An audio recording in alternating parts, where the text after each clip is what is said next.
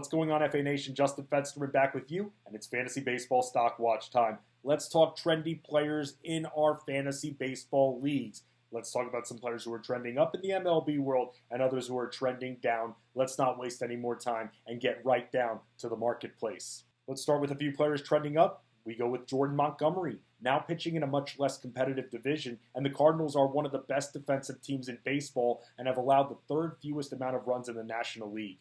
In his 4 starts with St. Louis, Montgomery allowed just 1 earned run and struck out at least 7 batters in 3 starts during that span.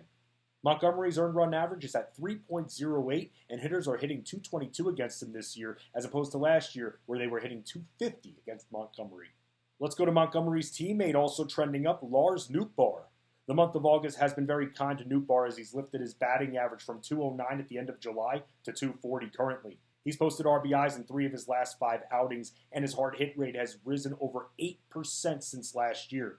He has a better approach at the plate this year and has walked over 5% more than he did in 2021. He's striking out a bit less as well than he did last season.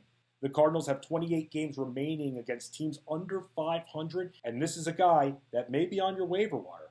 Final player trending up, Jake Fraley. Same division, different team. For the Reds, lower body injuries have caused Fraley to miss multiple months of action this year. His batting average has risen from 180 to 243 since the start of August, and he's gone yard 5 times this month and twice in his last 3 outings. He's hit in 11 runs during that time. He currently ranks tied for 3rd on the team in home runs, and Great American Ballpark is one of the most hitter-friendly parks in the majors, and that should benefit Fraley, and he could still be out there on fantasy baseball waiver wires as well. We need more of a sample size from Fraley, but so far his strikeout rate is down from last season and his exit velocity is up at the dish. Now for some players trending down, let's start with Josh Hader. Hader was struggling a bit before he got traded, and in 5 appearances with the Padres, he's allowed 6 earned runs. He's blown saves and walked more batters than he's struck out. He actually hasn't recorded a save since being acquired by San Diego. And the Padres coaching staff has indicated that they are going to ease off Hader a bit in the 9th inning, meaning he likely won't have many save opportunities in the near future.